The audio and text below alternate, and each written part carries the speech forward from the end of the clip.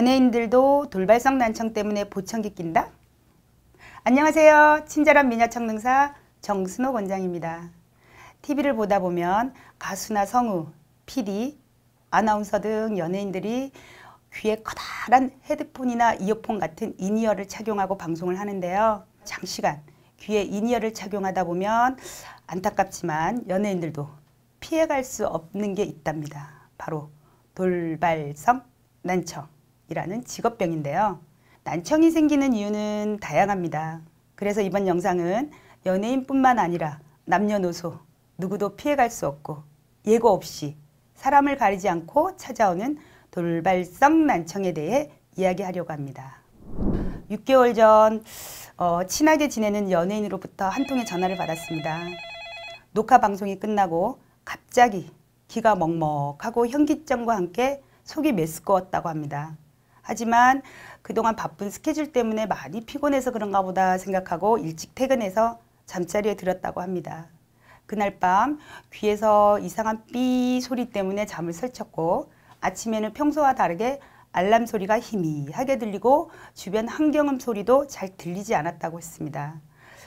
순간 가슴이 덜컹했지만 그래도 침착하게 응급실로 바로 가보라고 했습니다. 몇 시간 뒤 돌발성 난청으로 진단을 받았다는 통보를 받았고 그날 이후 이명과 어지러움증이 동반되어 병원에서 3개월간 스테로이드 약물 치료를 했고 다시 6개월이 경과된 지금은 많이 호전되어 저를 찾아왔습니다. 그날 여러 가지 행동청능평가 검사 결과 특정한 주파수에서만 이분은 중도 난청을 보였고요. 다행히 조기에 돌발성 난청을 발견하였고 3개월간 치료에 집중했기 때문에 예후가 아주 좋았던 사례입니다.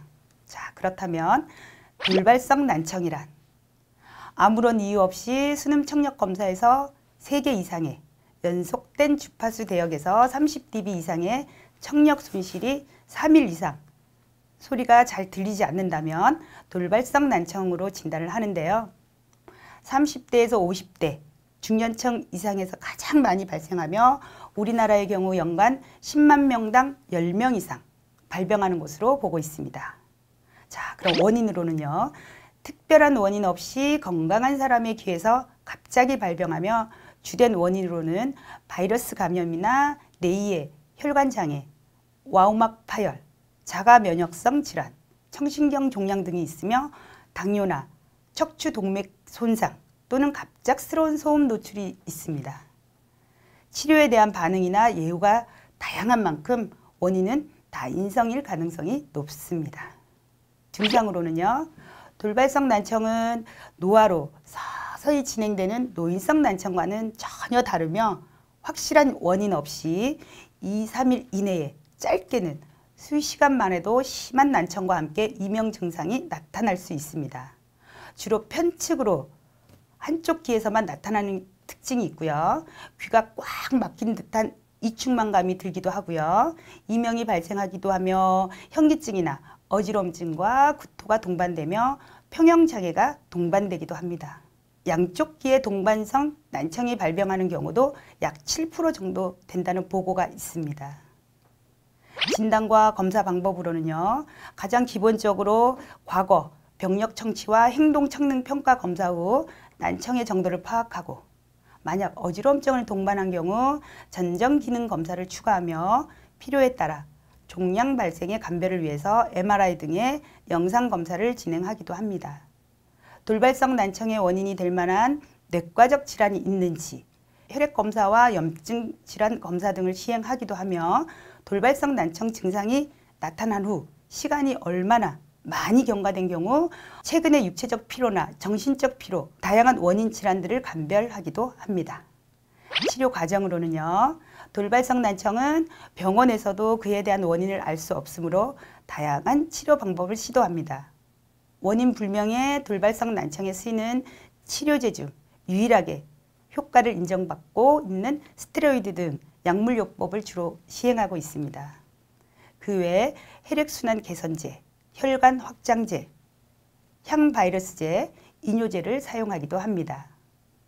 병합요법으로는요, 고막 안쪽에 스테로이드를 직접 주사하거나 수술적 요법으로 치료하며 청력에 대한 변화를 확인하기 위해 매일매일 반복적으로 청력 검사를 하면서 치료 전략을 세우기도 합니다.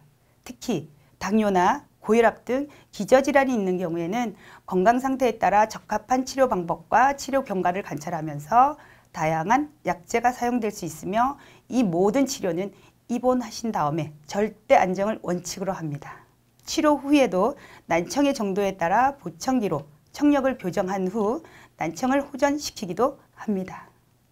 돌발성 난청의 경우 부분적으로 회복되기 때문에 3분의 1 정도는 정상적인 청력을 되찾지만 3분의 1 정도는 40에서 60dB 정도의 청력이 감소하며 나머지 3분의 1은 청력을 완전히 잃을 수도 있습니다.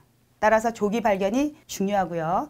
초기에 난청이 심하거나 어지러움증이 동반된 경우 어업 명료도가 떨어질 수 있기 때문에 치료가 늦으면 늦을수록 회복률도 낮을 수 있습니다.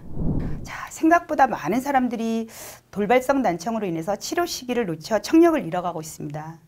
증상이 나타난 후 즉시 치료를 하느냐, 방치하느냐, 완치 여부에 대한 예우는 천차만별입니다. 만약 본인이나 가족들이 돌발성 난청이 의심된다면 오늘 제 영상 기억하셨다가 지체하지 마시고 바로 응급으로 병원부터 가시는 것 꼭 기억하세요.